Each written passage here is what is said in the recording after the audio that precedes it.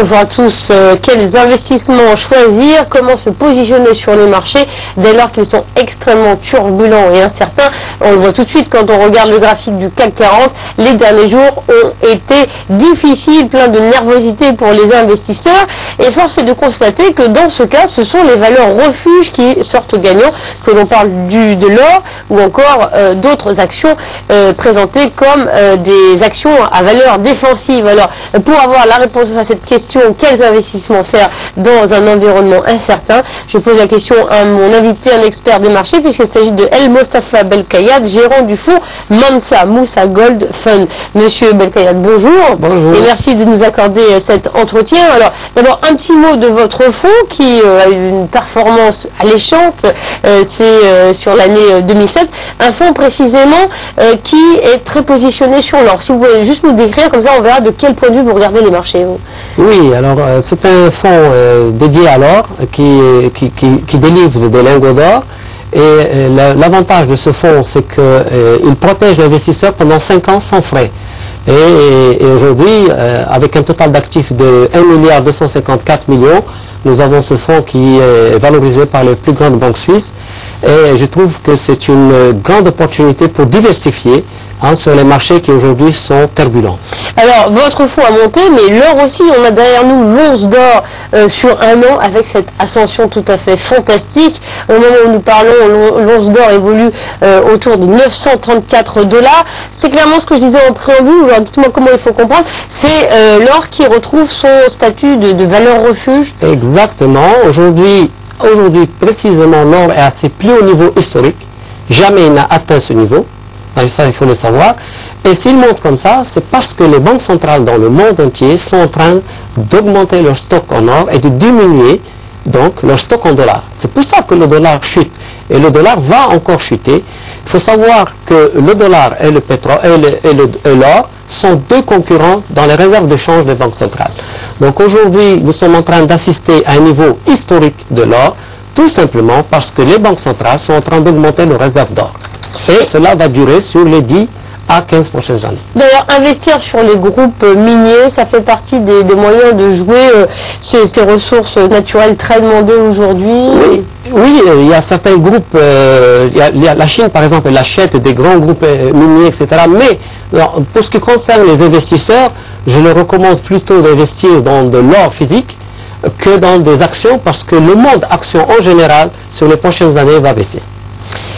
Est-ce que lorsqu'on regarde le marché du pétrole, il y a autant d'opportunités? Enfin, les marchés sont différents selon qu'on parle de l'or ou du pétrole, mais là, la dernière actualité, eh bien, c'est la décision de l'OPEP de laisser ses quotas inchangés. Il y avait une réunion importante de l'OPEP cette semaine à Vienne. Vous, comment vous jugez ce rapport de force qu'il y a entre les producteurs de pétrole et les résultats auxquels on arrive, ceci dans un contexte où le pétrole flirte avec le seuil des $100? Écoutez, là ça fait plusieurs années que je suis gérant sur les marchés des matières premières, et il faut que je vous dise que en fait les matières premières ne suivent pas les informations. Il n'y a pas à suivre que ce que va faire l'OPEP ou pas, parce qu'en réalité ce qui se passe sur les marchés du pétrole, de l'or, etc., ce n'est pas dans les informations qu'on va les avoir, c'est sur la réalité du marché. Et aujourd'hui, quoi que dise l'OPEP, on peut être sûr et certain que le pétrole va casser la barre des 100 pour aller se diriger vers 150. Et le dollar va encore faiblir. Et ça veut dire qu'il va y avoir une question quand nous allons coter le pétrole en note dans une autre devise que le dollar. Ça, c'est une question très importante. Elle est importante. On reste d'ailleurs sur cette hausse que vous nous annoncez sur le pétrole. Pourquoi? Parce que tout simplement, la demande continue d'être très importante pour le pétrole. Oui, la demande, plusieurs raisons. Vous revenez toujours à la raison fondamentale en me disant... Je pose la question, oui, je ne sais pas. Mais en fait, le pétrole va monter tout simplement parce que les matières premières en général vont monter. Toutes les matières premières vont monter. Et ça, c'est quelque chose d'inéluctable, que ce soit le pétrole, que ce soit l'or, que ce soit le blé, le café, le sucre, toutes les matières premières sur les 10 prochaines années vont monter. Mais vous ne nous expliquez pas pourquoi encore? Non, elles vont monter tout simplement parce que le nombre des habitants sur cette planète est de plus en plus grand, et les matières premières de plus en plus rares. Donc de toutes les façons, les marchés financiers, si on prend, si on arrive à les voir avec que du bon sens, sans être un expert, on sait que les matières premières sont entrées aujourd'hui dans un cycle qui est dans un cycle haussier. Voilà. Est-ce que, concernant l'évolution des devises, ça vous ouvre des opportunités en tant qu'investisseur, ou qu'est-ce que vous dites avec l'évolution de l'euro, ça pénalise les économies européennes et donc je suis toujours étonné quand j'entends des grands dirigeants des groupes européens et français se plaindre parce que l'euro monte. En fait, il existe sur les marchés financiers des outils pour se protéger contre la hausse de l'euro. Et l'euro ne peut que monter. Moi, je vois l'euro à 1,78, à 1,80 très rapidement, mais sur les 3 prochaines années, nous allons avoir 1 euro pour 2,50 $. Donc, c'est quand même une chute très importante. Il y a 3 ans, j'avais annoncé qu'on allait arriver à 1,50 alors qu'on était à 1,20 et c'est arrivé. L'or, quand on était à 420, j'ai annoncé qu'il allait arriver à 800, on y est. Le pétrole, quand on était à 39, je l'avais annoncé à la télévision suisse qu'il allait passer à 100, on y est. Il fallait venir à Bloomberg, monsieur. Donc aujourd'hui, l'euro contre le dollar, l'euro ne peut que monter, et monter sans qu'on ait plus par la faiblesse du dollar que par la force de l'euro. Il faut s'attendre, et donc les opérateurs français, les opérateurs européens doivent se protéger contre la future hausse de l'euro. Alors, on voit de plus en plus les dirigeants politiques des pays occidentaux se réunir pour se demander comment mieux maîtriser l'échange. Alors, se dirige-t-on vers un nouveau système monétaire international? Ah, ça c'est une question qui me fait plaisir.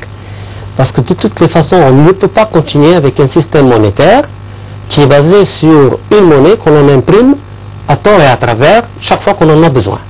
Donc forcément, on va arriver un jour à un système monétaire un peu plus, disons, sain. Hein? Donc ça, on va y arriver, je ne sais pas quand, mais on y arrivera. Est-ce que pour 2008, alors vous êtes serein sur les marchés? On a vu que ces derniers jours, la bourse de Paris, comme d'autres bourses européennes, avait baissé de manière assez significative.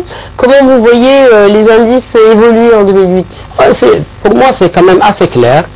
Les marchés américains vont chuter violemment en cette année 2008 parce que ce qu'on a vu n'est qu'un morceau de l'iceberg, parce qu'il y a les crédits, il y a des produits sur les crédits qui ont été émis à tort et à travers à des montants très importants parce qu'il y a eu un effet de levier. Et donc les marchés américains vont être plombés et les marchés actions français sont liés au marché américain. Donc je pense que pour 2008, le CAC peut casser la barre des 4000. Mostafa Belkayad, je vous remercie de nous avoir accordé cet entretien et je renvoie à nos téléspectateurs à votre fonds Mansa Moussa Gold Fund qui a un total d'actifs en gestion de 1,2 milliard $. Merci de nous avoir donné votre éclairage sur le marché. Merci à vous de nous avoir suivis. Merci.